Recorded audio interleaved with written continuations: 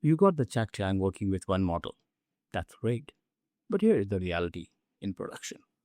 You are not just using one model, you are using GPT 4.0 for creative tasks, Claude for design heavy workloads, and maybe Grok for a blazing fast interface.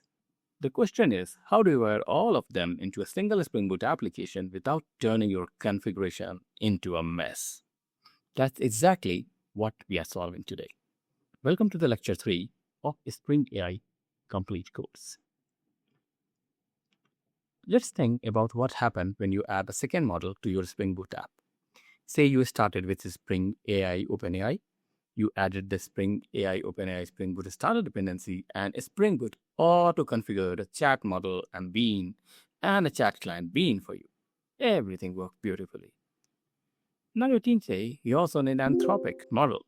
When you include Anthropic starter, it registers Anthropic chat model. Both implement chat model interface. So, to disambiguate, you use @qualifier with the bean name.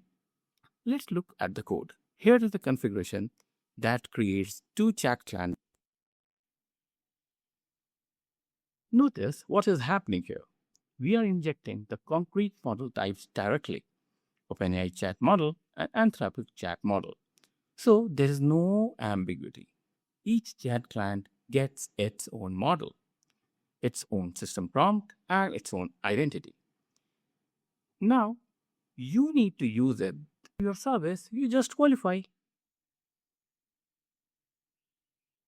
Clean, explicit, and fully type safe. Each model has its own pipeline. Now, here is something powerful that most of the tutorial will skip. What if you want to take an existing chat client and temporarily override some of its settings, like model, the temperature, or the system prompt, without creating a whole new bean? This is why mutate method is for. Every chat client instance exposes a mutate method that returns the builder pre-filled with its current client setting. You modify what you need and call build. Let's look at this. So here in this example, while mutating in OpenAI chat client, we have just changed the default system and the rest is same.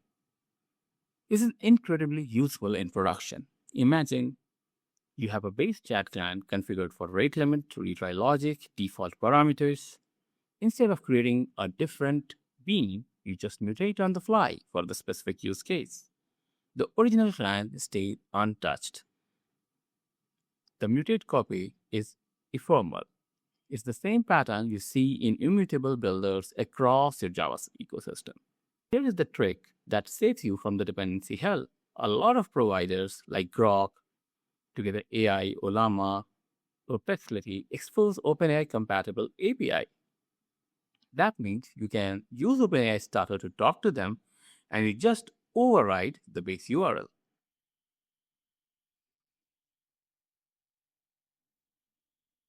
And in your configuration, you create a second OpenAI chat model being pointing to Grok.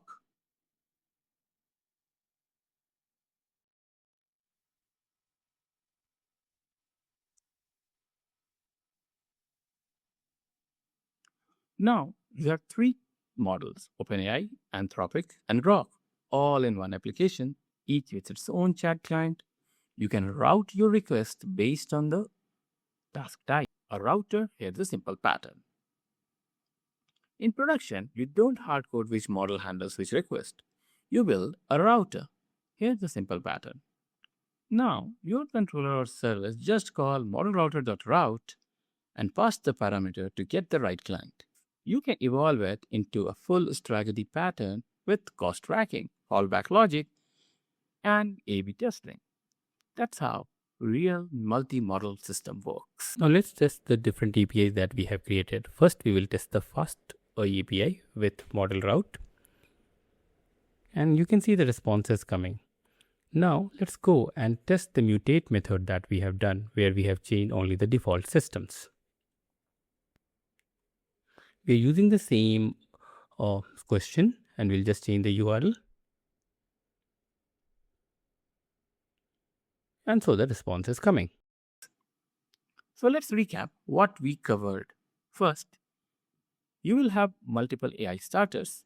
You will hit the conflicts.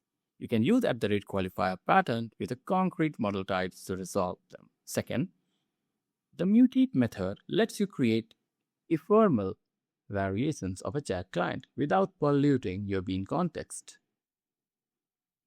Using third, OpenAI compatible endpoints lets you plug in Grok, Gemini, and others using the same OpenAI starter.